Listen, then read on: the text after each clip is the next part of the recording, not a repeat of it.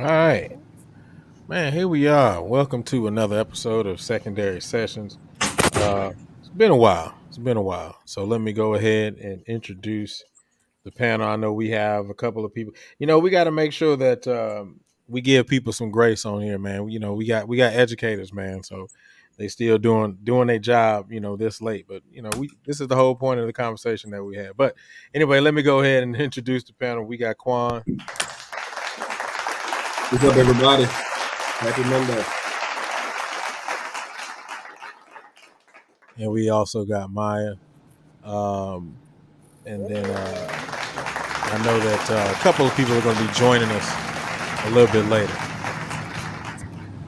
All right, man. Let's go ahead and get this started.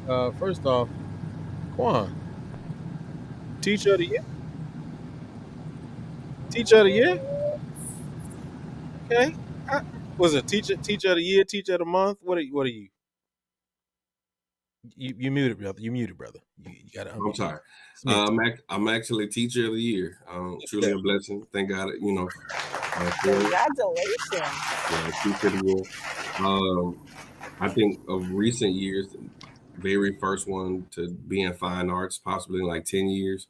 So I count it all as joy. It's truly a blessing, but I feel like now much is given, much is required. People don't know I am the fine arts chair and lead for our department, but just do the work. Well, just make sure that you take advantage of that parking space that you get, brother. I ain't got it yet because my parking spot is always the same one because I'm always the first one here, last one to leave. So hey, man, look, I understand. I know the pressures, brother. I know the pressure, so I definitely understand. I get it. But yeah, man, I saw that you posted that, man. So kudos to you. I think it's a beautiful thing when you can get somebody in the fine arts to actually receive Teacher of the Year because of as much work as fine arts educators do that in a lot of cases goes unnoticed. And so the fact that they actually are recognizing you for the hard work that you've done, that speaks volumes, not only to the work that you've done, but also to your school and your administration for actually giving a care, for actually saying, hey, we see you, brother. So I think that's a beautiful thing, man. So I just want to make sure I acknowledge that. And guess what? I'm gonna acknowledge it on Wednesday again. So you gonna get double the love, brother. So before we even get into it, man, last week I completely forgot to even mention that it's my birthday month. My birthday didn't pass. I didn't even say nothing about it on the show on Wednesday. But yeah, man, this is my birthday month. So when it comes to merchandise and all the things that we're doing for merch, I'm definitely doing 15% off on all purchases, 15% off, just to show you how much I love you guys, and for those of you all who keep tuning in. And then finally, we had an amazing session on yesterday. Diary of a Black female band director happened yesterday with Crystal Williams and her panel, and I thought it was amazing. If you haven't seen that panel yet, I need for you guys to go check that out. It was absolutely amazing, man. So yeah, you guys go check that out. We got a lot going here on the channel, and I want to make sure that everybody is completely involved on all that we have going on. All right, let's go ahead and get this done. So everybody, welcome to Secondary Sessions. Go ahead and click that like button as soon as you come through the door. Don't even wait on it. Don't hold on it. Just go ahead and click that like button. Also, please make sure that you subscribe to the Passion Is Network. All right, let's get this thing started. We talking about iron sharpening iron, what we do in our daily practices, what we're doing to sharpen each other's iron, and if we are even doing so. All right. So let's get to this first question right now. Um, do directors of color take advantage of professional development or take advantage of professional development? I'll read that again. Do directors of color take advantage of professional development or take advantage of professional development? Quan, you got it first. So, first of all, I love the question. First of all, do I believe we take advantage? I think we do both if we're going to be sincere. Uh, so, because people don't know, I actually teach with a chip on my shoulder. And, I have mentors like you, Rick, Eric Jimenez, so forth and so on. I look at y'all as my goats, and I look at the things that you guys have accomplished.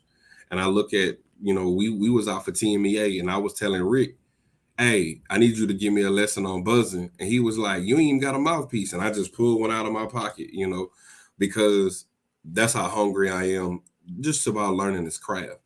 So me personally, I do believe there's a lot of band directors that take advantage in a positive manner, professional development. Uh, but I also believe that a lot of the professional developments at the TMEAs and different things, sometimes they don't speak to our specific situation. And that can be very frustrating. Um, you and I have had these conversations, and there's a difference between the Title One school and the Title One school. Specific districts that I've seen. Of course, I won't mention the name on here, but there are certain schools that are labeled Title One where they still, have the best of the best. They're still paying, $600, $700, band dues and different things like that. And then you got some schools, such as one of the ones I teach here, when honestly that's just not realistic and feasible. All title schools are not created equal. Where you may have a school where everybody's on free reduced lunch. Some other Title One schools are not like that. So when you're teaching at a school like that, sometimes as a band director, you could really kind of get in your feelings and be like, they're saying they know, what I'm going through, but they really don't know. And I think we can get frustrated at those type of, professional developments because I'm dealing with parents that have to make a decision. Do they pay quote unquote band dues or they buy something to eat for their kids? They have to make that decision. Where some other schools, it was a Title One school, but they had 12 master teachers that came that the students were actually paying the master teachers. Here, I can't do that. You know what I'm saying? And I'm not upset about it, but you have to make just do with what you have. So all Title One schools are not created equal. All professional development opportunities are not created equal either. And I think sometimes when you go through specific um, professional developments for a little while, and then you're frustrated because they're not speaking to you and your situation, then you just be like, I'll pass on that, and that's when you take advantage of those professional development opportunities. So it just depends, bro. All right, I hate to come out of the gate with what he said, but what he said. I mean, in the general sense, there's lots to learn, but as far as for the culture, there's really nothing to take advantage of unless we are presenting it ourselves, which I have not. I don't think I've ever seen, like at TMEA, in the orchestra side, I have never seen anything presented for us or by us in a large sense that I can recall at all. Uh, simply because there's just not enough of us for a community to even really care. It feels that way anyway.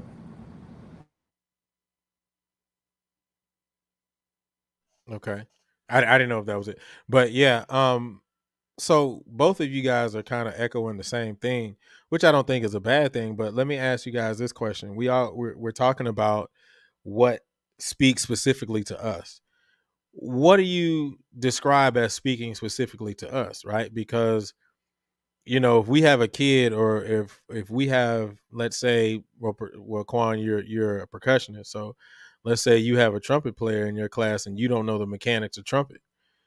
Does that mean that whoever is going to be teaching that session has to speak specifically to us? So what do you mean by in that particular regard?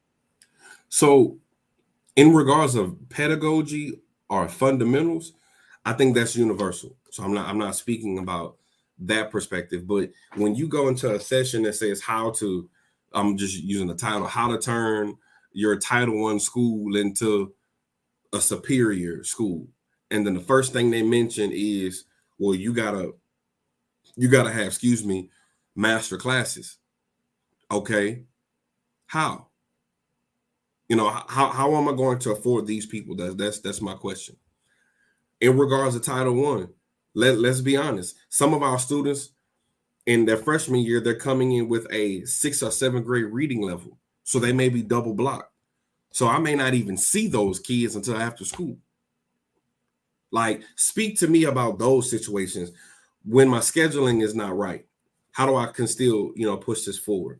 When I don't have a band budget, how from year to year, how do you make just do with that?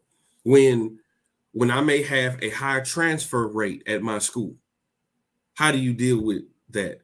When I'm dealing with, students that may stay with their grandmother, how do I deal with that? How do I deal with those kids with multiple siblings who sometimes can't come to practice because they got to go watch their little baby brother or sister?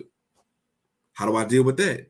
Like, I need realistic situations. And that's why, just plugging it in, that's why I do plan on presenting at TMEA next year. Because some of what our counterparts are presenting is their reality and their syllogism, but it's far from what we deal on a day-to-day basis. We deal with, how do you deal with band students with trauma? Band students that have witnessed murder. How do you, like, so even past, we get past the fundamentals of how to buzz, fast air, downward, apertures and all of that. Mentally, how can I get my student even okay with the mindset of, we're about to have practice today? Those things. Outside of the pieces that I'm playing, are they diverse? Do they speak culturally to the students? Before you get there, how can I prepare the student mind to even have practice without, as well as, without giving so much of myself where I'll have nothing left even for my own family? Those are the things that I mean that sometimes they don't align right, because they still have some of these districts that school may be Title I, but y'all don't have apartments nowhere around. Just things like that. All right. I wanna. Oh, go ahead, Maya. I saw you. Go ahead. I wasn't gonna say anything. Go Okay. go ahead. Yeah, I want to present this thought process to you because everything you said, I can agree with. I can agree with. Right. So me and you were at TMEA, right? And the Cavaliers gave a clinic on pedagogy, brass pedagogy specifically, and how to apply it to your wind ensemble. Um, room filled, I would probably say thousands of people. Um, I, you know what I found interesting? It was a It few of us in there. was a few. Only a few. It was a few, Mm-hmm. few chocolate folk in there, Mm-hmm. but it was a lot of chocolate folk at TMEA. Mm-hmm. So that goes that directly ties to exactly what I'm saying, because just because just because I'm a trumpet player doesn't mean I have all the answers, right? But there are things that are available to us at these professional development sessions to where we can take advantage of it. I think it's definitely necessary that they do have situations where they are talking about the situations that we deal with. I think it's 100% necessary. But there are those different situations where those particular clinics are available that we also don't take advantage of. I So yeah. that still goes back to my thought process. Are we really taking advantage of the professional development that is presented to us, or are we just taking advantage?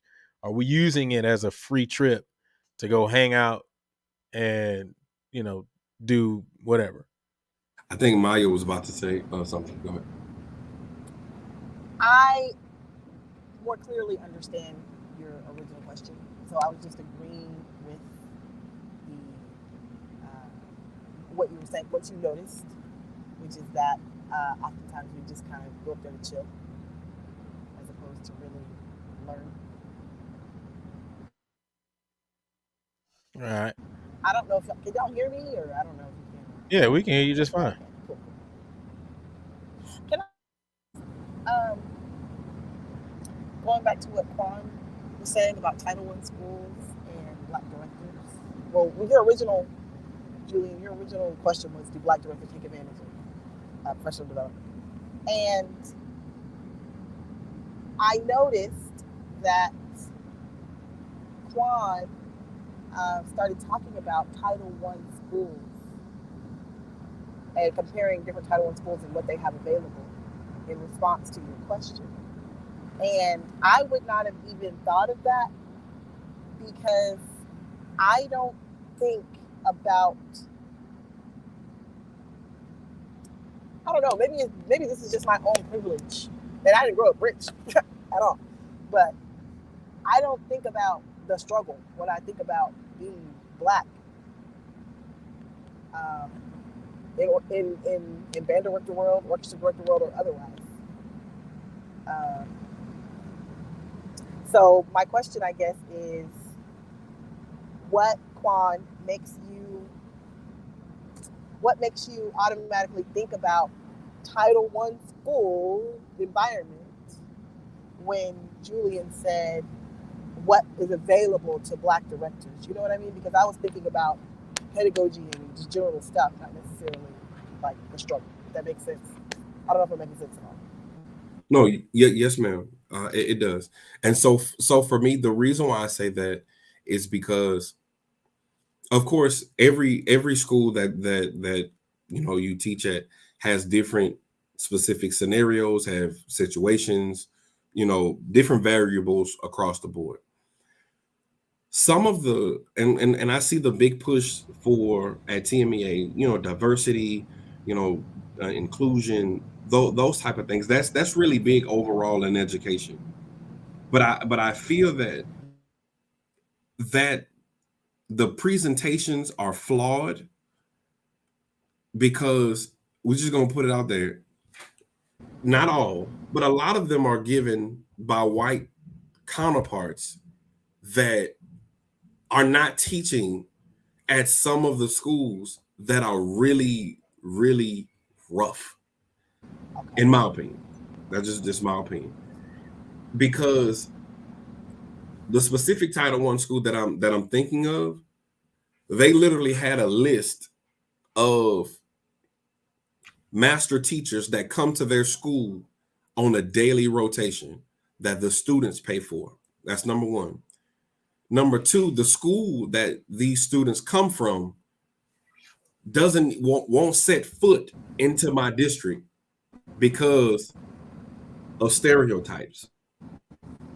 Like I've experienced these things firsthand.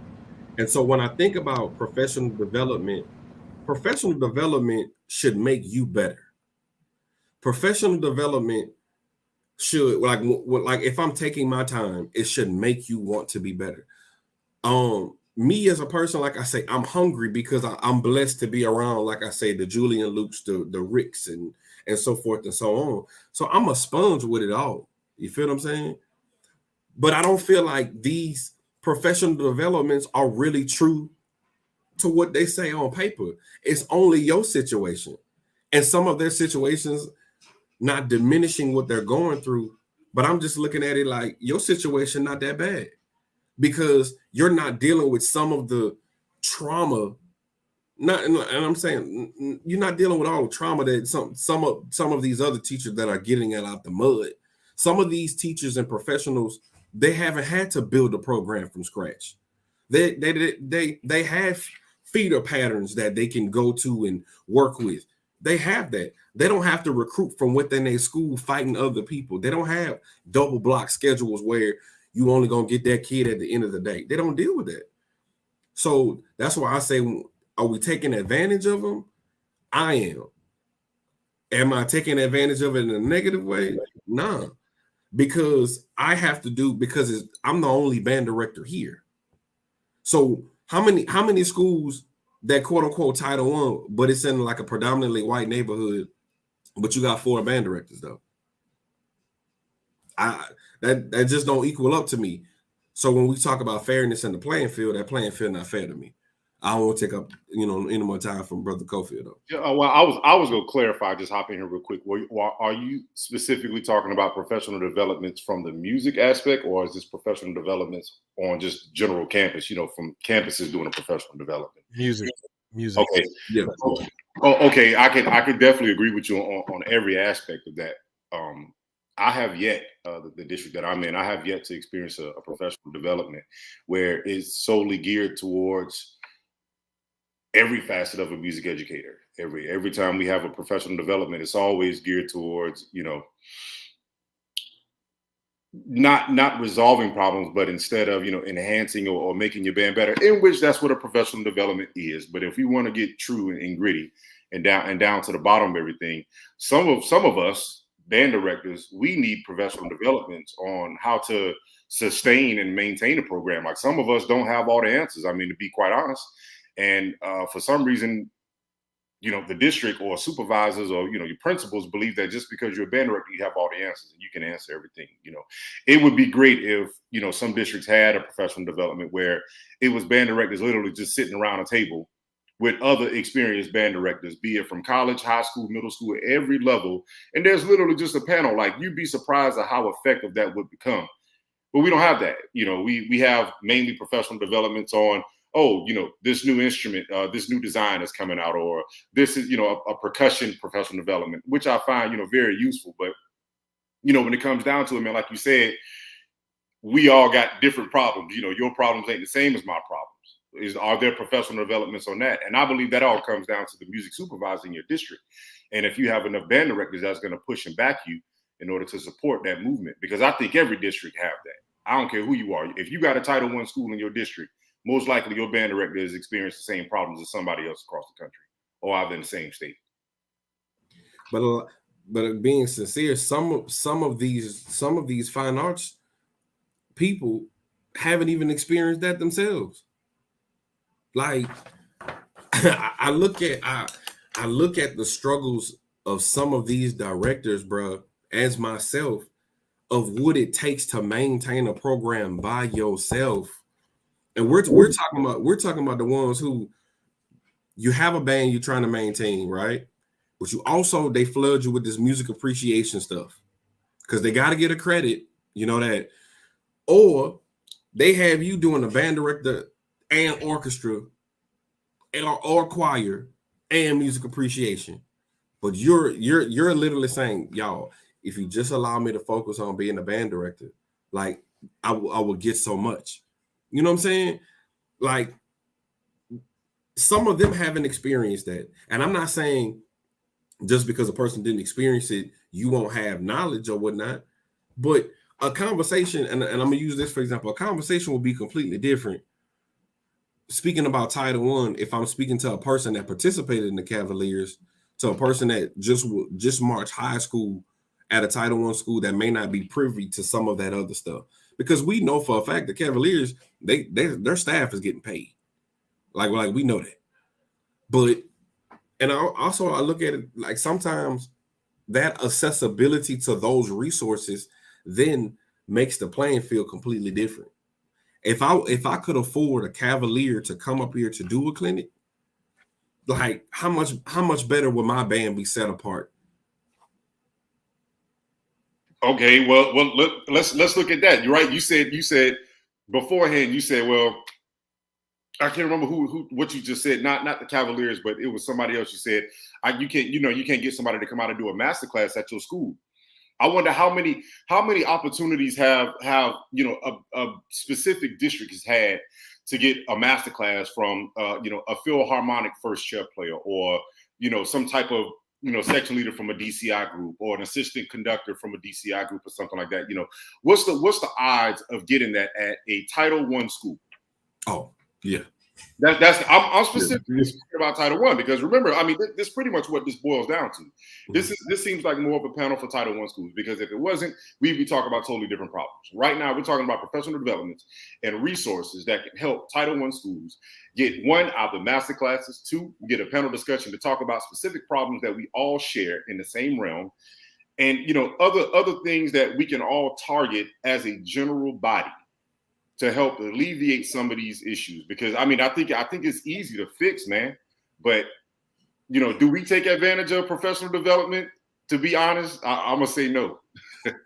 A lot of us don't, bro. I've been in many professional developments where it's not a lot of us's in there, and I'm sitting there looking around like, man, I got to just take everything in. We just had our district middle school band festival this past week on Thursday and Friday, and my kids performed Thursday. And then I said, man, let me go back and listen to a few bands. I didn't get a chance to sit and listen on Thursday. So I go back and listen on Friday, man. And of course, the same thing I just said, man, I'm the only one out there sitting out there for about 3 hours listening to, to different bands. And, I know that's just one day. I'm lying. There was one of them. He had his band sitting out there with him, and they were watching. So that's good. But I think that's definitely professional development within itself. Well, let me say this, Kofi. I know you kind of tacked in a little bit late within the conversation, but yeah, it ended up being a conversation of Title I, blah blah blah, based on what the conversation of what Quan brought up specifically. So the conversation in totality is not specifically about Title I schools. The more that you go deeper into the surface, it can be. But in totality, we're really just talking about people of color. And I brought up the Cavaliers as an example because me and Quan were at TMEA and they gave a clinic. And at TMEA, I think this year they said it was about 22,000 people in attendance. So it was some chocolate folk there, and actually 22,000 was under. They also said that was probably the lowest attendance they've had in years. But in that room in the Cavaliers, I probably say it's probably about 6,000 people in that one room. And out of the 6,000 people, I can probably count on one hand how many chocolate folks was in there. Possibly 12. Possibly, right. If we pushing it.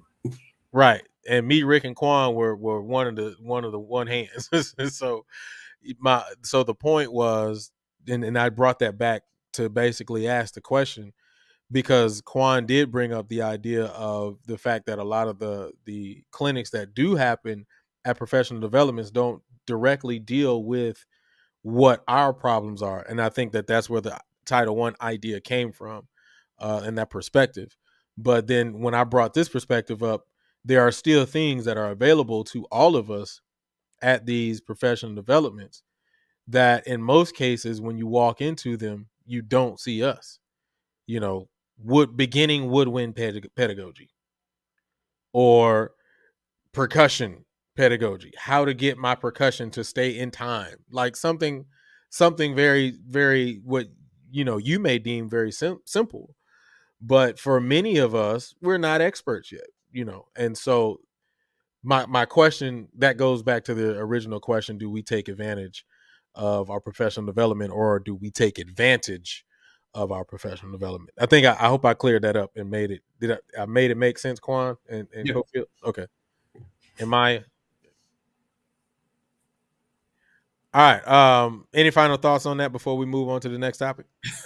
My bad, y'all. Let me just say that. But Oh, you if good, this, bro. yeah, I mean, if that's the whole point, man. I had a yeah, conversation. but if that's the case from that perspective, straightforward, then that means we don't take advantage. Then that means we take advantage of it in a negative manner, and it all depends on that person. It all depends on that you're subjective to that individual, his comfort zone, or what is not his or her comfort zone, and how far they really want to be great. I just believe that most music educators, man, they're gonna latch on to what it is they need. There have been, plenty of professional developments I've seen that have been completely packed out. You know what I'm saying, with stuff, and that's because the professional development was more relevant to those teachers. If it's not relevant to you, you're not gonna be able to use it, or just some band directors, like we said, some of them just don't feel like they can use the stuff. So And they, but y'all bring that up.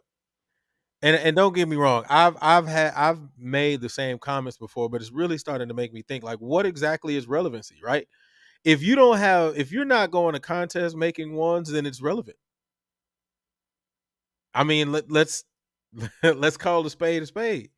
If we can and that's why I brought it up of directors of color, because now I'm gonna take it back to the the band side, not to exclude orchestra or choir or anything like that, but I can if I'm it's cool if you can get out there and blow that hole and win a bunch of battle of the bands, but if your festival scores is trash, then it still matters, in my opinion. again, if somebody's doing a marching band professional development and they only building around concert band, bro, that's not relevant. But that's the but there we entails the problem right there, right? Because here's the thing. If somebody was doing a marching band, I'm gonna use that analogy. If somebody was doing a marching band professional development, I would almost earnestly agree that if it wasn't 100% core style, by the way, but if it was just a drill writing a drill writing professional development, we would have more chocolate in there. I agree. So I, then I agree. that means that we more than likely are placing our values in the wrong place, one. And then two, once again, as I said, I just earnestly believe that we don't take advantage of the things that are presented to us to make us better, to make our groups better. What is the point of us being involved in this in what we do as a music educator, not a marching band educator, a music educator, and not taking advantage of the information that is provided to us? Yes, I get it. I will tell you straight up and down. TMEA is a great time to relax. I'm not going to sit up here and lie to you. As a matter of fact, I will also be very honest and tell you it was one TMEA that I only went to about one session. I mean, I went to all the performances, but I went to one session. And then every other time I was chilling. But my point is, that's when I first started going and I didn't know any better. So my thing is, I think, and this is just my personal opinion here, I think that we need to take advantage of all that is provided to us. Whether we may feel that it doesn't relate to what we need. I disagree with that. I just disagree with that. But go ahead, Quan. Now, I'll just say this. I think TMEA is a great time, and for anybody that hasn't, I truly encourage you to attend. Hang out But with us. yeah, but TMEA, bro, is also a reminder, and this is just me and how I'm raised and very competitive, of where it should reflect of where your program may not be, and how do you get there? Because it may not be a person on a person's hit list to be like, you know what, I want to be number one in the state. Maybe that's not yours, but I do. Like your mindset or mentality may not be, you know what, I want to have a outstanding jazz program, but anything attached to my name, I do. And it's not about, and we got to get out of this, well, that's a white thing, it's a black thing. Nah, I just want to be the greatest overall. Like when you speak about boxers, which I love boxing, When you speak about Floyd Mayweather, Muhammad Ali, Mike Tyson, they were some of the greatest boxers, period. Forget color, but just period. And I think when you have that mentality, you're looking at like these all-state bands and choirs and orchestras and whatnot. How do they get there? Well, guess what? They have a clinic that says rehearsal strategies and techniques. So this conversation of taking advantage is low-key subjective. Is low-key subjective on that individual.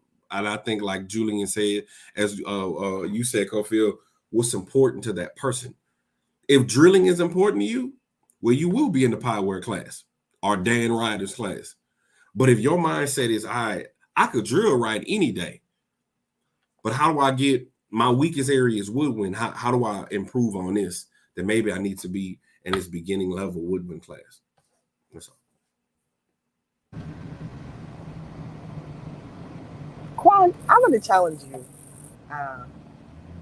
on something that you're saying. Can y'all hear me? Yeah, we got. Okay. On the one hand, at the beginning of this conversation, you said that you teach with a chip on your shoulder because you recognize and are not happy with the fact that you are at a disadvantage compared to other schools, even other Title I schools. Do I have that correct? No. So I teach with a chip on my shoulder because I feel like I'm not the best, but I don't want my kids to feel like because where they come from, they can't be the best. Okay. And okay, I understand what you're saying. And then you went on to say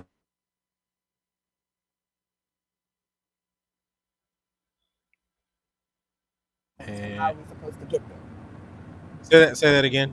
I said, and then you went on to say that school X has access to blase blase, and how are we supposed to get to where they are if we don't even have, if they won't even look at us? Is that, am I accurate in some of the things that you expressed? I'm sorry, say that last part again. It clipped out. Sorry, I said, am I accurate in repeating some of the things that you expressed in terms of if that school has access to this, how are we supposed to get there if some of the things they have access to won't even look our way? Yes, ma'am. Okay. I did say that. Yes, ma'am. Yes. Okay. And then on the other hand, you said, I want to be like some of the greats, boxers or what have you, and it's not a black or white thing or a poor or rich thing. Like I want to be the greatest overall.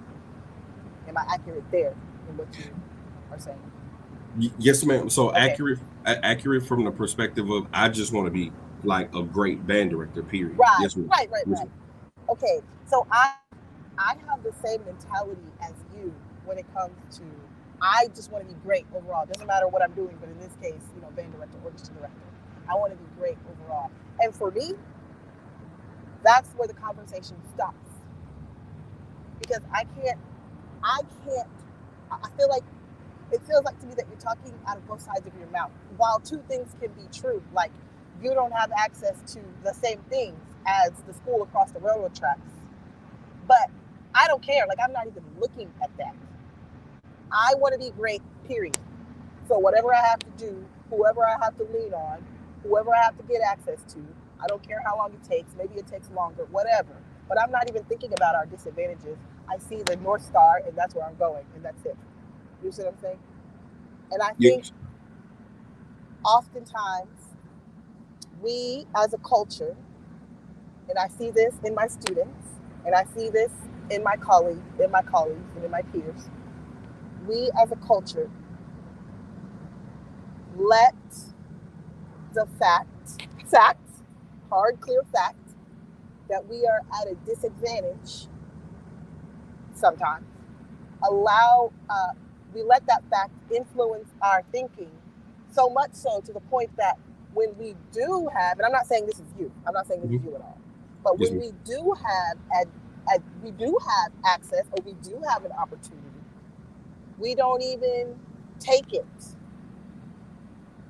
because we just kind of be like, that's not for us anyway. And so whatever little nugget we could have picked up, and again, I'm not talking about you, Yes, but ma'am. I see this happening over and over. Whatever we could have picked up, or whatever whoever we could have networked with, or whatever little gem we could have gotten, we missed that because we're just not. And to go back to Julian's original question, we're just not a serious people. I'm not talking about the four of us, Yes, but ma'am. as a culture, we're just not serious enough about it to climb those walls, to climb those mountains. That's what I see, and that's why I think that we're not showing up. We're just not serious, and it bothers me. Okay, I'll shut up now. Okay. Oh, can I rebut just real Bro, quick? you don't gotta ask me if you can rebut. Go ahead. Yes. So for me, so I do understand your perspective of kind of like it seems like I'm talking out both sides of my neck, because the reality of it is some of the scenarios or situations that we endeavor through on a daily basis at our schools is completely different, right? I know for a fact, if I had that list of that particular school uh master teachers, I know that my program would get to a place faster where I would want to go, if that makes sense. That makes But sense. unfortunately, yeah, but with that form of access, but I know I don't. And as of right now, I arrived at this school in 2019, and since 2019, it's just been me and then one of my drum instructor who's an alumni of here who's been teaching the drum line since 2012. Um, so for me, the way that I teach is, and the passion that I have is, I would be doing a disservice to, like Julian said, my trumpet players or my brass or woodwind players, because my expertise is in percussion studies, secondary trumpet, compared to Julian, nah. So I know that that's something that I have to put my best foot forward on, not just to teach my kids here right now, but to overall be a better educator, period. French horn, so forth and so on. But I'm just speaking for Quan. And the initial statement was a general statement, because some of those PDs that are given by white people who are not experiencing a lot of our situations. And we know we could walk in there and be like, y'all Title One, but how much y'all dues? Yeah, bro, I'm really not trying to hear that, because we have parents that don't even want to pay minimal things, you know what I'm saying? Or maybe they really just can't, you know. So that's all I'm saying. So I understand your perspective, but for me, as for Quan, the adversities that I face, I'm gonna face them head on, and I have no choice but to face them by myself. I mean, Yes, ma'am. thank you. The All test right. of a man is the fight that he makes. All right, we're not gonna get into that right now. All right, man, that was definitely a good start, man. If you're just tuning in, welcome everybody to Secondary Sessions. Please go ahead and click the like button as soon as you walk in. Dang it, there you go. Click the like button as soon as you walk in, and also please make sure you subscribe to the channel and turn on notifications. All right, let's get to the next one. Do we become so arrogant that we run from asking for help? Yes. Do we become so arrogant that we run from asking for help? I mean, Maya, you didn't say yes. Go ahead and elaborate. You already Yes. started. Yes. Uh, yes. I know. I personally have had to fight against that.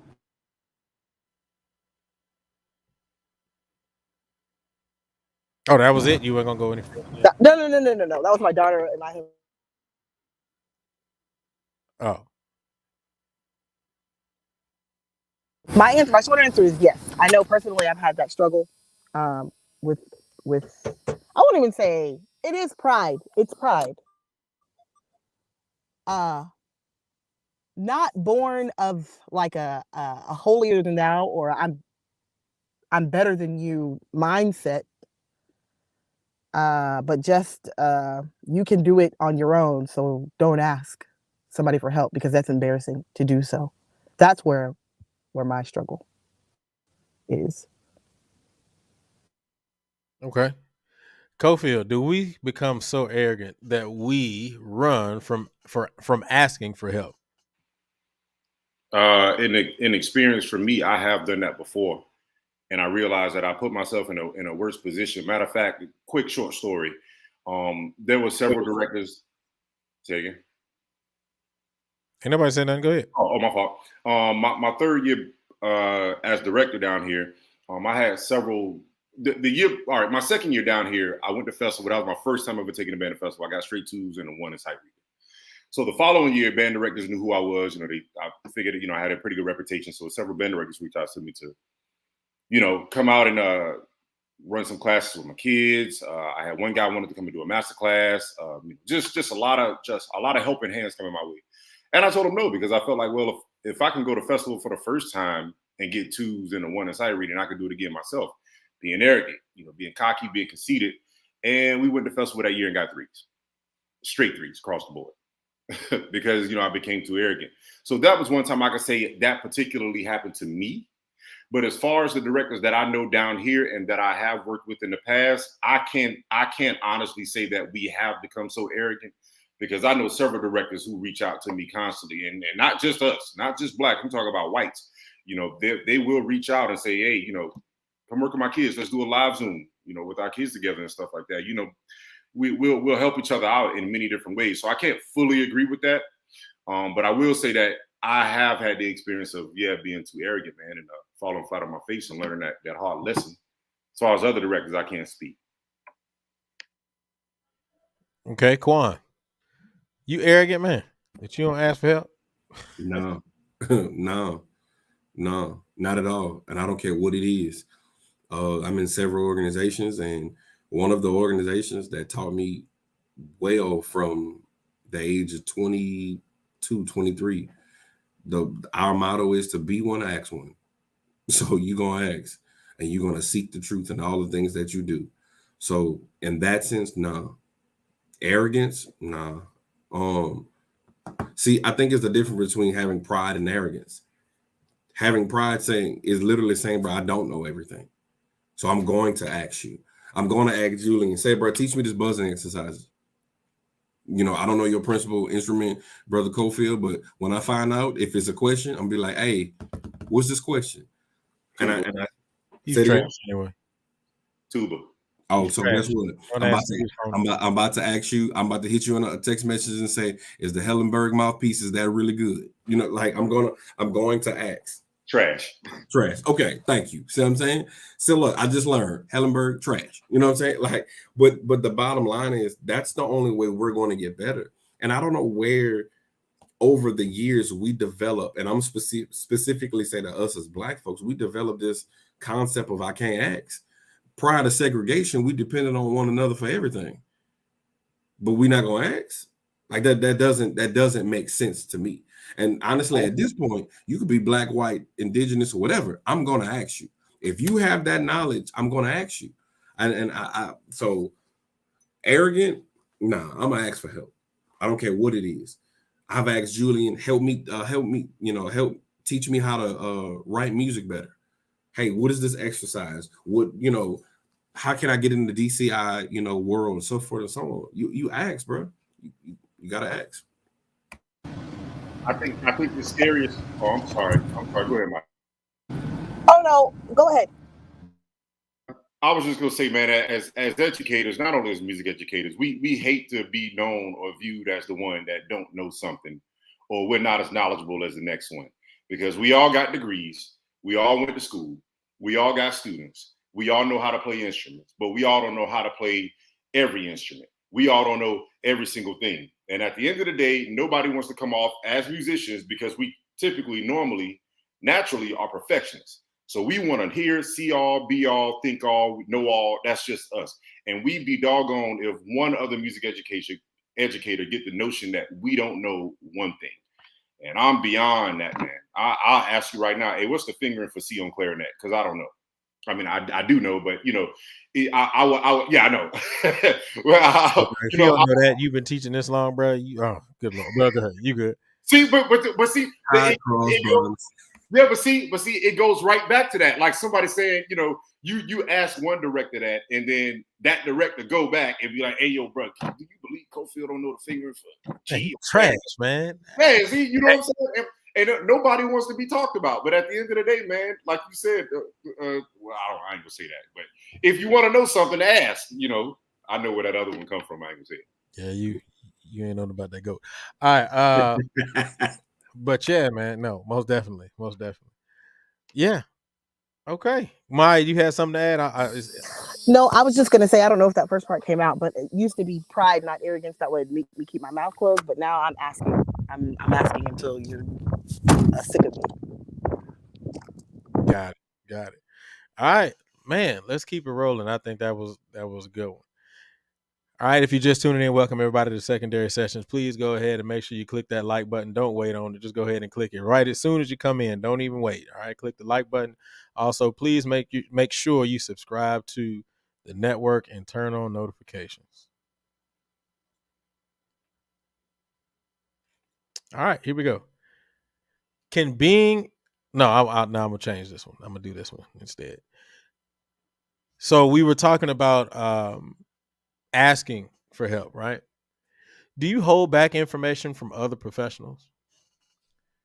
Do you hold back information from other professionals? Can you give a more I detailed? knew that was going to come up. And I'm not talking about you specifically. So let me take you out of the equation. Have you ever had information held back from you for fear that someone may for whoever's giving you that information, you may end up better than them?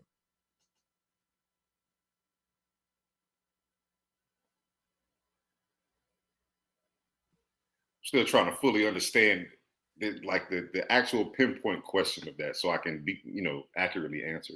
I don't So know if anybody else understands it. So let me go a little. Let me give you an example, right?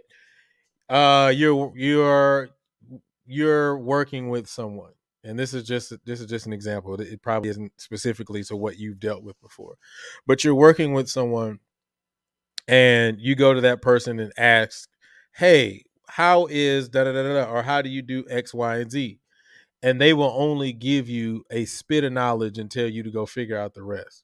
That's just an example. That's not exact.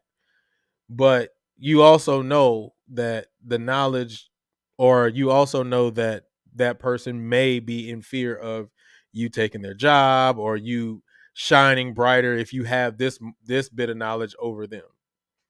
That's what I mean by that. Does that make more sense? So have you ever had information held back from you from other professionals? Cofield, go ahead. It looks like you still thinking, but go ahead. Yeah, I am still thinking. I honestly can't recall right now, because I've never had a bad connection or anything with anybody in any district that I've worked in, to where if I asked them something that they would withhold something from me. I have had some. Well, in regards to a job position, yes, I have had information withheld from me when I was in North Carolina before, but um, I understood why that happened. But other than that, I've never really had. If anytime I've asked something or needed help with something or something like that from somebody, I knew who to go to, so that did not happen. So yeah, that's mainly it about that one. So that's interesting because you said you went to somebody you knew who to go to so it wouldn't happen. So what you're saying is there was a possibility of it happening, but because you knew who to go to, you steered clear of that possibility. Dang, you playing devil's advocate. Yeah, like pretty much. Like, why would I put myself in a position to where if I'm gonna go and ask this person, I know I'm gonna see him coming and going, maybe like in a professional development here and there, or but on a couple of emails, but I've never actually person to person introduced myself to this person, or or this group of people, and I don't feel comfortable with them, even though we work in the same district. We both work at middle schools. I don't know you like that, so I'm not about to put myself out there to ask you. I don't care what color you are. I just don't know you like that. Okay. I can come back on that, but I'm gonna let that go. Quan. So I'm blessed. Anything that I've asked, a person has always given me the truth. But I have to say, from this spin, since Julian like to spin stuff around, I have asked specific brothers in a specific fraternity certain questions, and they make you feel stupid for asking those questions because they assume that you're supposed to know it, or then they make you feel like your degree is a paperweight compared to theirs. I've experienced that, and we're gonna leave it at that. We ain't asking Greek questions here, though. Now, All right. but like we're not gonna downplay our organizations, but you've been to some of those provinces and you've asked those questions, and they'd be like, "You don't know that." You know what I'm saying? You've been there. I mean, but we that's all Greek life, unfortunately. I mean, but Not in certain. How can I say it? Not in. It shouldn't be in this organization because it's based. It should encapsulate the music education portion. I mean, it should, without a shadow of a doubt. But yeah, okay, I got you. Maya, uh, Um, go ahead. no, not to my knowledge. Has anyone ever withheld information from me? And no, I don't make a practice of that because I think an open hand gives more, but also receives more. So no, that's not to my advantage. All right, so for the most part, all of you guys has said no. But my question here's another way to flip that. Do you know people who probably would?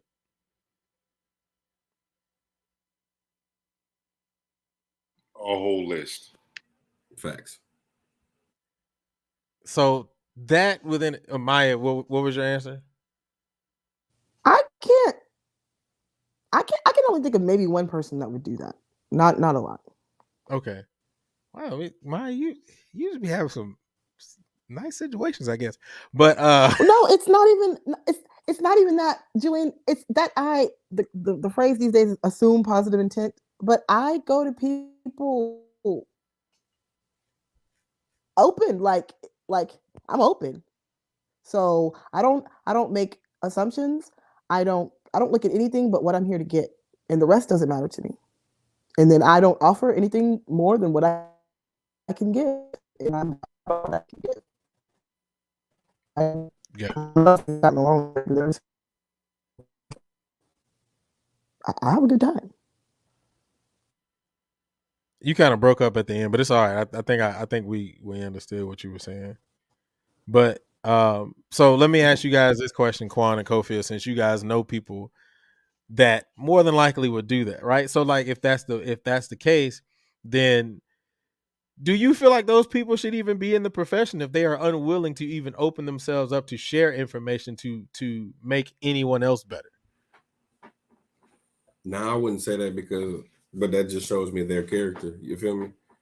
I mean, in any corporation or any company or any entity and organization, you have some people that feel that may be insecure, that feel like if I give this free game, it'll take over me. But that's something that they have to deal with. But as for me, I'm secure with myself. The knowledge that I have, I don't mind passing and sharing it on. And if another individual is trying to withhold it, then shame on them. Oh, Kofi, I was about to say, Kofi, did you have something? Yeah, it's just pretty much the same thing, man. Though I don't care what information. I don't care how you treat adults. Like well, I do care how you treat them in the workplace. At the end of the day, your character, your personality is that. As long as you're a phenomenal, or an above average educator, and you actually in the classroom for the betterment of music and the betterment of building a better person in the classroom, that's all I really care about. You ain't got to share nothing with me. Just be a great music educator. Most of the time, if you that, then your character and your personality is pretty good. I do not disagree with you, Chuck. I don't. At all. at all. But At but all. but that's the reason why I asked this question, because at the end of the day, sometimes as a music educator, I feel like we spend more time in competition with each other than actually building each other up. Because we always talk about it's about the student, it's about the student. But if it's about the student, then wouldn't you want to give advice to someone who's teaching students to make the students better instead of holding them back? Because we're also talking about people's career. We're talking about people's livelihood. But that's when you fall. But again, that goes to the character of that individual. You know what I'm saying? Like we were just kind of talking about pride, arrogant, ignorant, pride and arrogance and different things. Like that's when you go to a sense of arrogance, because your arrogance is honestly blanketed in insecurity. Like really, that's really what it is. You know what I'm saying? Bro, I've been knowing you now 5 years, 5, 6 years, possibly longer than that. There, anything that I've asked you, you've been freely willing to give. But you know some people for sure that's willing to hold that information because they're insecure with themselves. And honestly, when we speak about, let's speak about like mass band. Could you imagine if the mass band clinic, mass band people brought all the bands together to have a master class on how to teach proper, breathing and phrasing and stuff like that, and melding different things like that? It would be completely different. But our mindset is blow that hoe and blow that and blow them up. Because and like Smash Time saying right now, that mindset is not for the students. That mindset is for yourself. So you're trying to stroke your own ego. That's the difference. Kofi, I thought I saw you about to say something, or were you about to say something along the same line? Juan said it all. Ain't no point in me even try to say I piggyback and nothing like that. Like he literally, I was sitting there like, yep, he got it. You got it, bro. So ego gets in the way of music educators who tend to dabble in situations like that. So it seems like music educators have a really big ego. That's interesting. Quan, you got a big ego? Cofield, you got one? I'm thinking about the song, bro. I was trying not to get to that point. Pause. I was trying not to go there, but one of y'all, I was keeping it in my brain. I was gonna leave it sitting there, but then, oh god, I know this is a family show. I didn't want to bring it up. ain't no family. Hey, the way I check it off on here is I check it off as explicit. So, Oh man, yeah. I mean, I can chop all this stuff up and make it all nice. Yeah. All right, let's keep it rolling, man. We on to the last topic. I know Quan got some stuff he got to do, so we rolling through them. So that's a really good thing. All right, here's the last one. Can being in a lower environment make you feel stagnant in knowledge? Can being in a lower environment make you feel stagnant in knowledge? Okay. Can this just be my question, please? No, but you can start. Go for You it. being egotistical, bro. Yeah, get your ego out the way, brother. And Julian, you know this. I literally just had this conversation with you last week, man.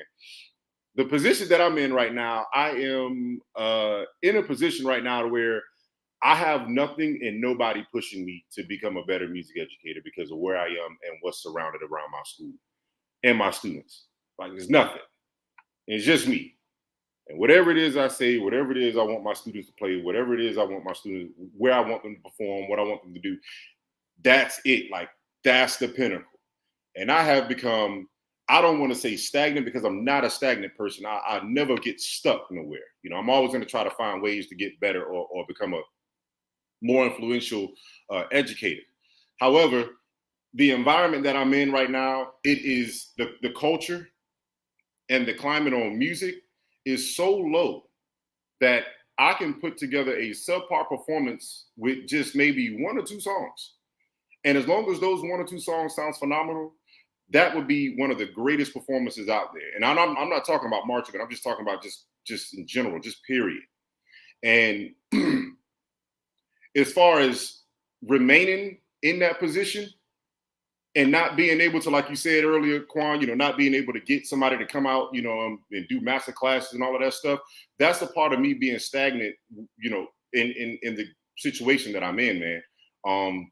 there's nothing else, like I said, pushing me. There's no one else pushing me. There are no other young musicians. There are no other real, band directors in a position, man. So I'm like really the only one out there. And it's very hard for me not to be stagnant because of the situation given.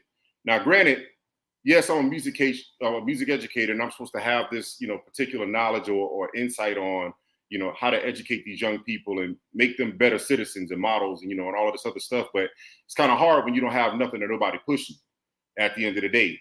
My admin, some of them don't really know no better. And I could take me out of the situation and put anybody else in the situation. I don't think no music educator, if you're a rightful educator and you understand the value of music and you care for your kids, you'll never become stagnant and you'll never, lack thirst for knowledge. But in this case, that's the position that I find myself in. But it's only because of where I come from and I know who I was around in college and in high school that I know, I won't allow myself to, become stagnant. But the biggest thing is the thirst that my students have to become better won't allow me to remain stagnant and just rely on the knowledge that I have. It's a whole lot more I got to say, but I'd rather listen to what somebody else got to say before I just take over the whole segment. Okay. Maya, can being in a lower environment make you feel stagnant in knowledge? It can if you let it, just like Kofil, I think, said. And it's very hard not to let it. So for myself, I mean, I've taught at 3 Title I schools, and only one of them was pushing higher. So I consider it like a me versus me scenario in the same way that I would like running my own business. And like maybe 2 weeks ago when we were talking about being consistent, like with our students and creating the culture and exemplifying the culture that we want to set. That's the route that I try to take when it's just me responsible for climbing the ladder and nobody else is looking, or no expectation is there. Okay. Quan. I think everybody have said it. You can, but the reality of it is, man, you have to understand. Like, in my opinion, I feel like being a music educator or dealing with children is a calling. So you got to understand what your calling is, and when you get those, moments of like those, in our words, Julian, those tired moments, you find a delightful treat within it somewhere. You know what I'm saying? And I'm gonna be honest with you, you have to set goals specifically for yourself. Since I've been doing the podcast, I've been, listening to, Rick, the wisdom of Rick, you and the brothers, Charles and whatnot, who've come on, who says like, look, this is where I'm at, but this is where I want to go. And sometimes you got to soul search and actually ask yourself, am I just spinning my wheels, just trying to create something or have them perform pieces? Or am I creating a 3 to 4 year plan and saying, okay, like this year, last year was grade 1, 1.5, 2. This year is going to be 2, 2.5, 3. Next year, so forth and so on. So that honestly, you not only setting your own standard, but you're pushing your growth and your standard on your students. And excuse me, and at any time you set a standard, majority of the time those students honestly reach your standard if you're consistent with that as well. So I think it's all doable. Honestly, like last year, we performed ones and 1.5s. This year we're going for 2s. I played a piece for my students, and it was like, we want to play that, and I was like, y'all know it's a 3, right? It was like, well, we want to play it. You know what I'm saying? So we're playing a grade 3 this year, even 1 year ahead of actually what I anticipated them playing. But my kids, they say they're down for it, so we're going to push for it. Year after that, we're going to do 3s, 3.5, and 4s. So I mean, you have to find the motivation in some of these schools, because sometimes you could be caught up teaching the beginning level so much to where you be like, come on, I just want to teach 16th notes and syncopated rhythms, y'all. Come on, it's so much we can be doing. But once they get it to that point, I think it's doable. But you got to set your own goals and whatnot. Yeah, Quan, you harped on something that I even found for a long time to be massively frustrating. Going to get your master's degree and you in those master's courses, and you are taking advanced music education, you are doing big score studies, and you are looking at all these different pieces and conducting and blah blah blah blah, and you're doing that, and then you turn around and you go to TMEA and you hear all these top level programs, and you like, man, I'm fired up, let's do this. And then you go back to school and this is a whole note, 4 counts, all right, no, breathe together, set your, oh god, right? And so in moments like that, it can make you feel as you are becoming stagnant. um I think you're absolutely right in the idea of setting your goals. um you said it before, Rick has said it before, we've all said it at some point, writing a 5-year plan. One of the things that I found very difficult for me in one of the positions that I was teaching at, was that every year I was starting over. Every year I was literally starting over. And it wasn't because I didn't have good retention. It was because there were a lot of unnecessary roadblocks in the way between scheduling and what's that college prep kind of program they have now in Texas. Advid. Was it Advid?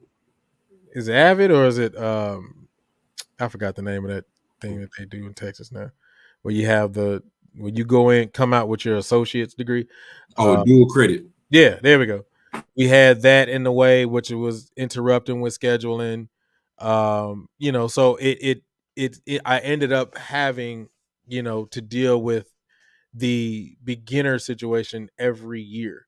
And so that actually put me into a particular rut, and it almost made me feel as though, it was time to hang up my baton. So no, it can be frustrating. It can leave me feeling stagnant. Has there ever been a moment when you guys were in similar positions where you just started forgetting information? That's just a thought. I'm just a question that I'm asking for you guys. Has there ever been a moment like that, Quan or Maya or Kofield? Yeah. I mean, and I wouldn't say forgetting the information. It's literally, you never get to that point, like where you can teach it. It's like you maybe get that section where like you started to see their growth, and then something may happen where somebody may transfer, or like something will happen where it's just like it's not the same anymore. You know what I'm saying? Or where you can't get them to that point where you need them to go. Maybe they just transfer schools. But yeah, absolutely. I mean, I think it's happened to the best of us, honestly. Okay. You said you taught at 3 Title I schools. Mm-hmm. So what was your specific situation as far as your Title I schools and the students and parent involvement and so on and so forth? The first one was my very first job. It was actually the program was pretty much in tatters when I came, and then I think I brought it from like 13 kids to like 100 and something kids, and there was a lot of enthusiasm. The parents were enthusiastic. I had like a core. I remember I had a core of about 8th graders that were my ambassadors, and their parents were very involved, and those kids are like off in college and they're grown now. But I took those few kids that actually had enthusiastic parents, I got in touch with their parents, and we rallied and we grew the program the best that we could. And then all the kids wanted to join, and it was fine. I was still new, so I mean, I wasn't doing great things, but we were growing. The second school, I don't know. I got out of there so fast. That was the chart. That was where we both were. You were at a different campus, but Yeah. I got to get out of there. Okay, it was a mess. It was just a mess from the top down. So Yeah. it was a mess. But that within itself still is proof that Title I's aren't all created equal, right? Because That's true.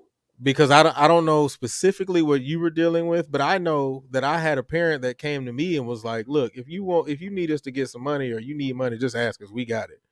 But it was a Title I school, Mm-hmm. so that goes back to what we were talking about earlier. Mm-hmm. Um, I had the same sort of support on my end with my particular parents, but I think you had more of those parents than I did, for sure. Yeah. Uh, and then the third one was the third one was what I think of when I think of a Title I school, and it was just struggling. I created my own little oasis, uh, but it was surrounded by chaos. It was bad. So within that chaos, did you feel like a lot of the information that you had acquired and the knowledge you were starting to, because you weren't using it, you were starting to lose it? In the third situation, I totally switched fields. So I went from orchestra to culinary arts. So I was on a vertical learning curve anyway, and so are Yeah. the So you students. you completely So yeah, you just I dump. completely Yeah. lost, Yeah, dumped it I all don't, out. yeah. You were just like, I'm I had good. to dump and start over. Yeah. Yeah. Gotcha. So yeah. So Cofield, let me ask you this question. And I know that we've had this conversation a lot. Um so my question to you is, do you feel like there is an environment to where you can no longer feel like you're not stagnant anymore? I know there's an environment out there. I know it's several of environments that's out there. It's just, where I am right now, man. It would be considered a somewhat of, not even somewhat. It's a very, very low income area. Poverty stricken. It's just a lot, man. And of course, that's going to play into the schools because that's the environment that the children are raised in. And in any other environment, most people would say, of somebody that's not in that environment, they're looking at that environment like, how do you teach there? How do you teach there? But truth be told, man, lo and behold, the kids work the hardest there because, they have minimal, I don't know the word I'm looking for. Very minimal Support. compared to what. Yeah, there you go. It's very minimal compared to other students. So, any other case, man, in any manner, I know that I can probably go, anywhere else in the state of Florida and find something better, um, or any other state for that matter. Just based off of support, resources, colleagues, being more accessible to coming to help my students. You know, Students being able to hear other groups that's closer nearby. People coming to do master classes, easier to do professional development, it's easier to borrow instruments, borrow music, or to trade off stuff and stuff like that. It'd be easier just based off of just the location alone. So yeah, what you asked me is very true, man. So I want to ask you guys this final follow-up question. When it comes to being stagnant or having a situation where you feel stagnant, does a lot of that depend on the hunger of the student or the administration or both?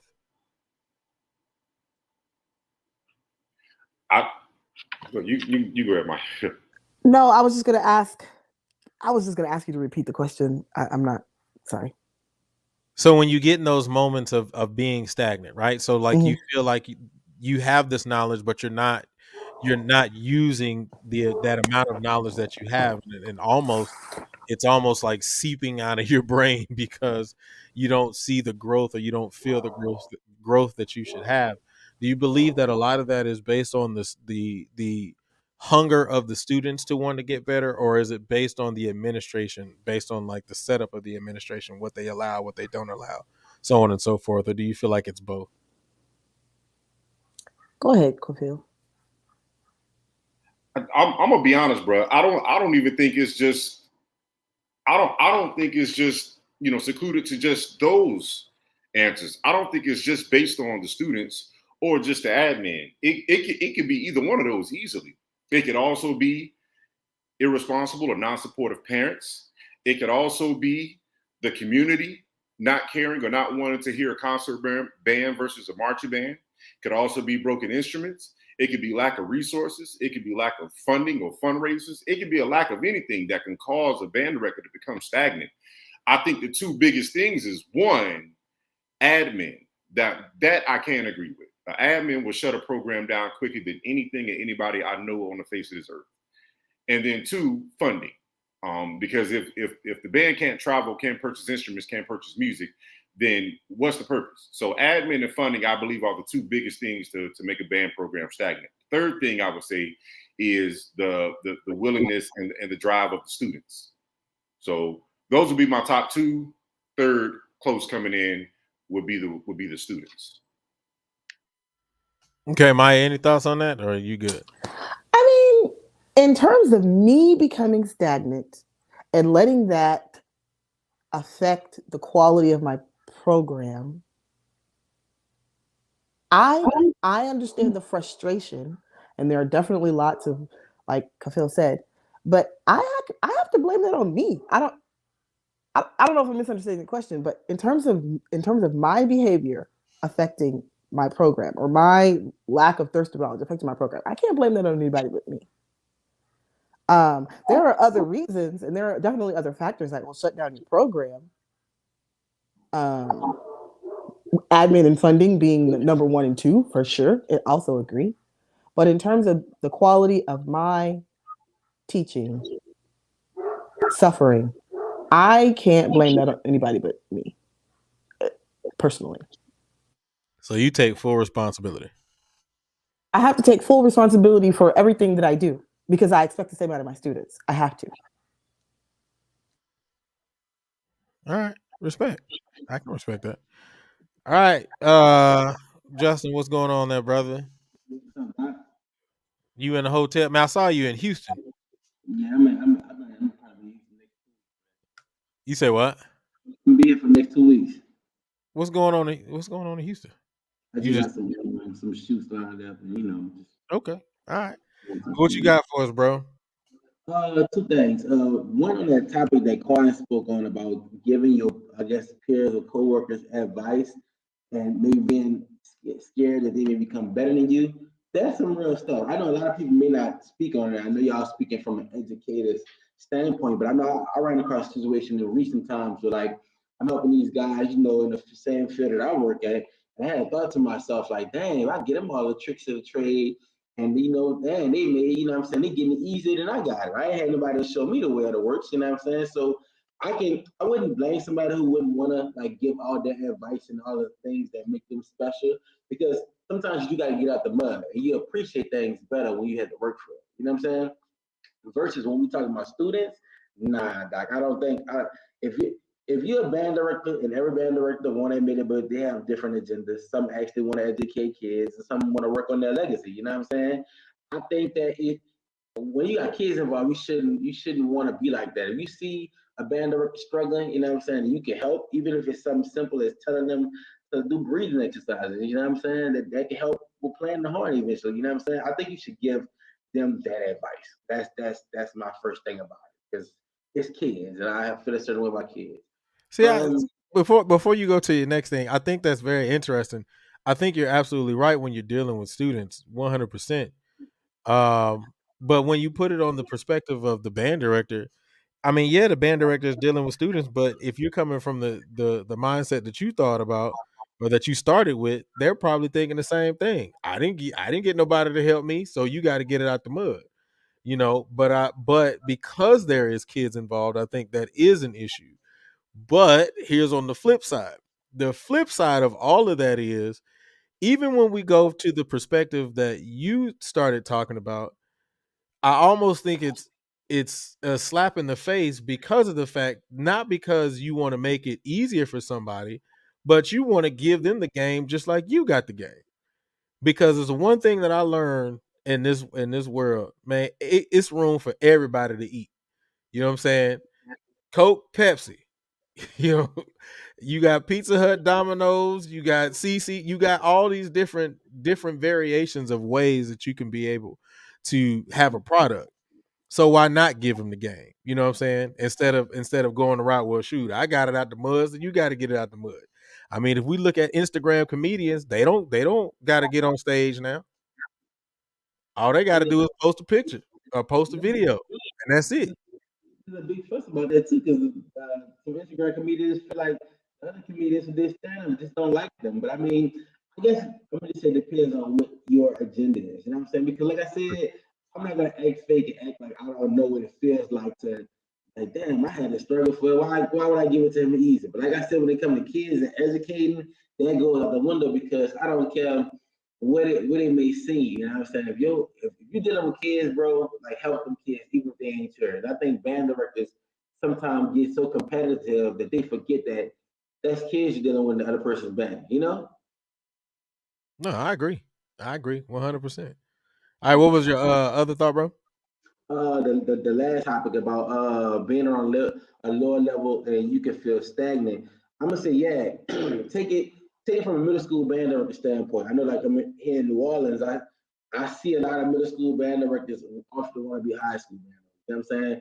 And you know how demotivating it can be to see all the fun that the high school band directors are having and you not being able to get that action because your job was to teach whole notes and the basics, you know what I'm saying? And you often sometimes wonder, like, could I do it on a big boy level? That's even high school versus college, you know what I'm saying? You find yourself going through the motions, but I'm gonna say you shouldn't let it make you stagnant. You should be able to find the joy and the resilience and the innovation in anything you do on any level, you know what I'm saying? Because if nobody if nobody doing it like you on a lower level, you know what I'm saying?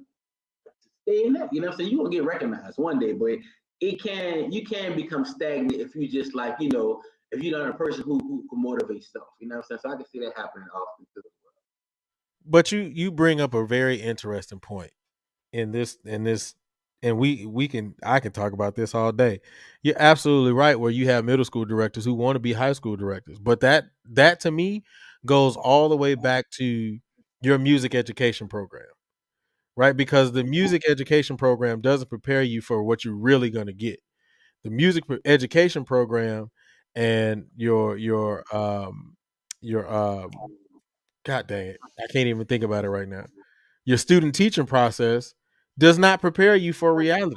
Most of the time you sit up there and you'll in your brain you think you're going to get a high school that is either similar to what you had or better, and your music education program does not prepare you for that. So when you get out and you go into the market and you see, well, shoot, they ain't hiring me where I want to be, then you have to take the job that's at the middle school. And then you get like you started saying, stagnant and frustrated because of the fact that you are at that middle school and you're not able to get to that high school level. And then all of a sudden, now you're not growing the program. You doing a whole bunch of unnecessary stuff like not having practice, not doing festival with these kids, not really teaching them because all you can think about is being on your high school level. So I think that a lot of that still stems back to a lot of the things that we've talked about before, which is our music education programs have to actually facilitate what is out here in the market at this point. Yes. And I see it happen often. Like I see like a lot of these middle school band directors that just like I don't know if they just lose their way or like sometimes I feel like not saying you can't do it on a middle school level.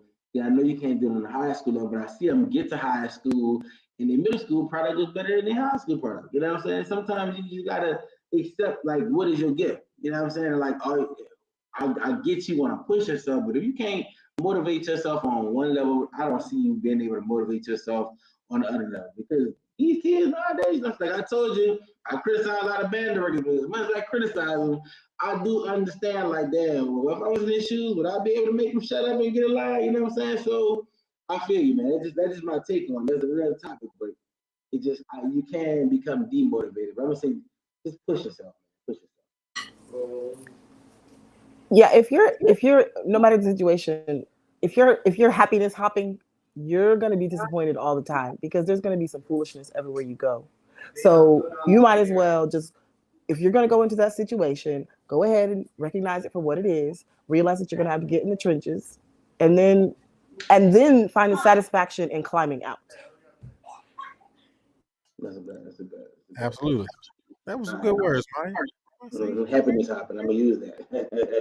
I have a question, man. Before I go, What's up? I see this is a Monday show. What is this show geared towards? Too that's different from the other one. So this is secondary session. So this one specifically deals with secondary educators. So, high school educators, middle school educators, blah, blah, blah. So that's what we're specifically targeting, which is different than on Wednesday when we're pretty basically talking about the whole gambit. And then we got the joint on Sunday, which is the diary of a female, a black female band director. So we have those three shows that we're pushing right now. So we got a lot going on, bro. Hey man, I'm working. I'm busy, brother. I see, man. Shit, I got the notification. I said, this ain't Wednesday. What's going on? But yeah, man. So I'm be tuned in to these shows, man. So just hit me up, man. Yeah, For most sure. definitely. And I hit you. I sent that link to your email. I mean, your Instagram just now, man. I'm terrible. I was late doing it. My bad, my bad, I bro. wouldn't look at it too. I know exactly which one I want. Is a hoodie with what is it? I don't know what the culture something on it. I know I took a screenshot of it too, but I'm gonna get. We the blacks joint. Huh? We the blacks. Is it with the blacks one? Something about culture. Something about I don't know. I gotta see it. I know it's a hoodie though. It's a hoodie that I wanted. Just tell me what it is. I got you, bro. All right, man. Nice meeting y'all, man. All right, bro. All right. See you Wednesday. Guys. All right, main man Chuck. What's going on, Six? Hey, what's going on, y'all? Y'all doing all right? Yes, sir. Excellent. Just wanted to jump on and when you guys were talking about like the can your environment, I guess kind of, keep it down from growing. You know, it definitely made me think about when I transitioned from teaching at a program for 7 years, and then I, totally uprooted and moved to Chicago. And I always share the story with folks just about, making sure that you are growing and developing. I was working in a county district. I had 3 feeder schools, right? And so we always had kids, and I was pretty much able to do what I wanted, as long as, what I'm saying, just like was shared earlier, what I'm saying, with Cofield, he was just saying, halftime show, winter concert, spring concert, I'm good to go. Administration is like, hey, you doing your thing, keep doing your thing. Wasn't really pushed to go to any PDs and things like that. But, and then with our being in a county district, like we were next to other counties and we had a district area, but I wasn't required to go to any of those meetings or any of that other stuff because I was just by myself, right? So as a new director, it makes me think about like the NBA, for an example.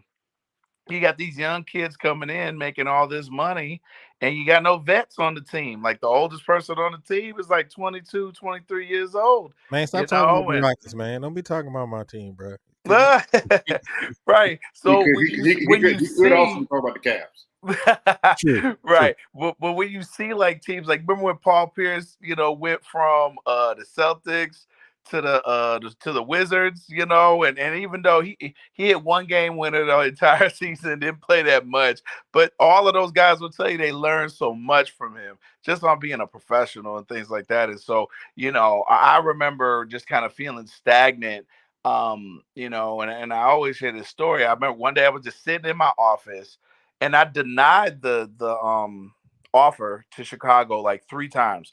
I was like, nah, I'm not gonna move. I'm not gonna move because I was at my school for 7 years, and I remember sitting in my office looking at. We had like the trophies like around the band room, like on shelves, 3 different shelves. 2 times over, we had a storage unit that had all the other ones in it, and I remember sitting there and I was not happy. I was not happy because it was the same thing every year, festival, this, that. It was the same thing. And I was like, man, I feel like I'm an autopilot.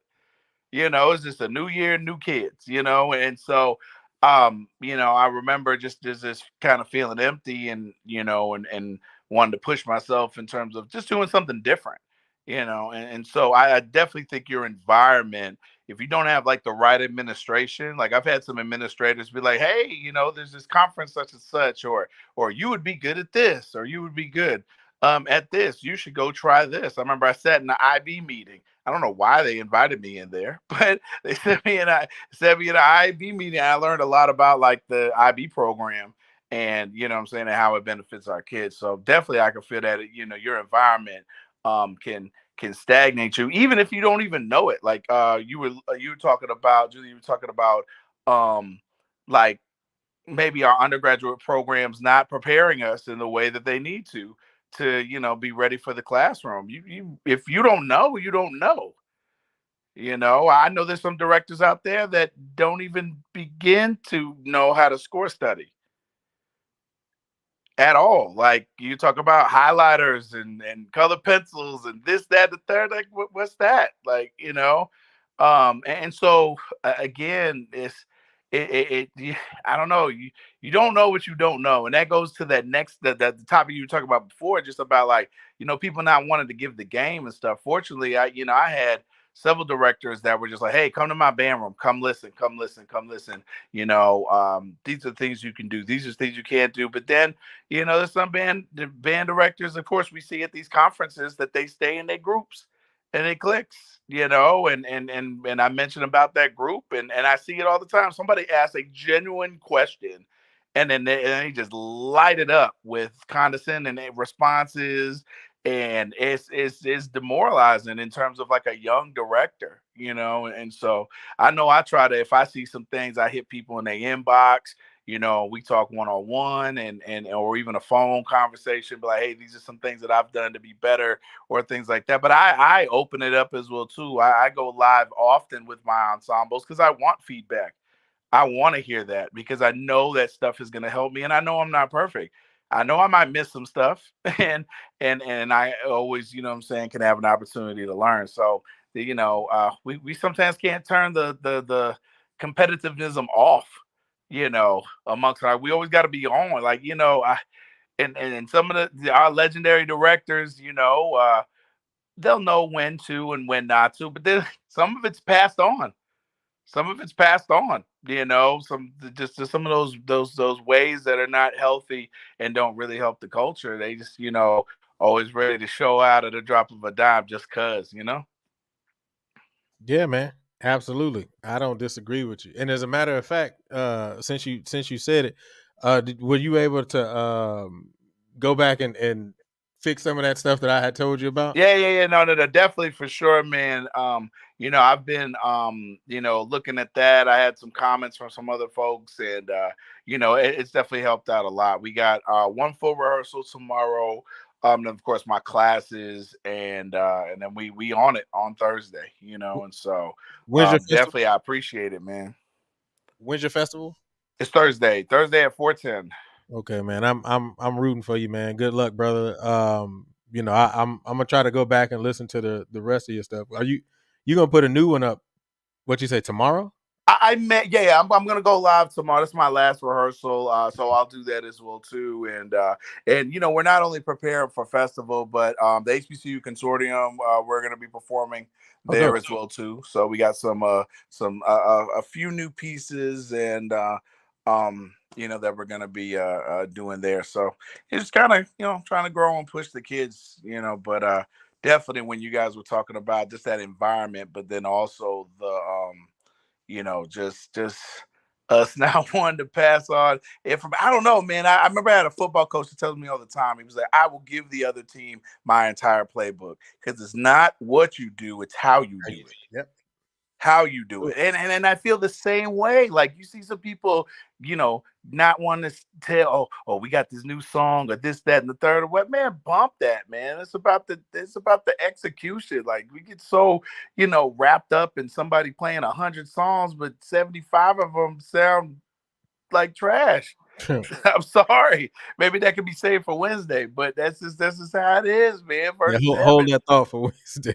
right, man, versus like it being good, and sometimes I get in the moment. Like we can talk about like pacing, as educators and stuff like that. And I know, and I experienced this as well too. One of your band directors, Mr. Paul Adams, and being in a rehearsal with him and just how meticulous he is, Trust going me, over one note in one measure. we know. Right. Y'all know. I'm saying y'all experienced it. I only had to deal with it for like a weekend or so, y'all experienced for a long time. But then again, on the other hand, like we know some directors that can be just as meticulous, but then can like really like the pacing of a good rehearsal, that you really feel like you achieve. So I don't know. So sometimes I get that way that I'm just trying to, all right, we gotta get it. We gotta see it through. We gotta see it through. So that stuff can definitely be passed on, man. Those pedagogies and some of them that are just not good. Absolutely. Well. All right, Chuck, brother, you go ahead and enjoy your flower. And I'm gonna get we're gonna get a new run, right, babe? But man, I'm gonna check your joint out, and then I'm gonna leave you some comments again, man, from just some things that I hear, bro. And Cool. like I said, man, good luck to you. I know I'm gonna see you on Wednesday anyway, Yep. so it's all good, brother. But no, man, I appreciate it all the time, all your support, brother, and I'll definitely be listening in to you. All right, y'all take care. All right, bro. All right, peace. All right, man. It is time to get ready to shut it down. Dang, I hate when the joint do that. There we go. It's time for us to get ready to shut it down, man, because we got to go to work. We got jobs. Yeah, we got jobs. Yeah. Maya, you good? I'm good. I've got my husband looking at me like, "Are you coming to eat dinner?" So Said what? I'm about to run away. Tell him I said hello. I hope he's doing all right. Hey, I'll We tell him. about to shut down. We about to Okay. shut down. So with that being said, man, I appreciate everybody for sticking around and joining us, man, and staying around with us for this whole time. I want to make sure that everybody shares this information out. Share it out. Make sure that you tell all of your people. We have secondary sessions every Monday at 7:15. Please make sure you stick around for Talk That Talk on Wednesday starting at 7:15. And then outside of that, man, I don't have anything else. Man, this has been a great show. I will make sure that we see each other on next week. And you guys have a great one. See you next week. See you next time. Today we're going to have the meeting.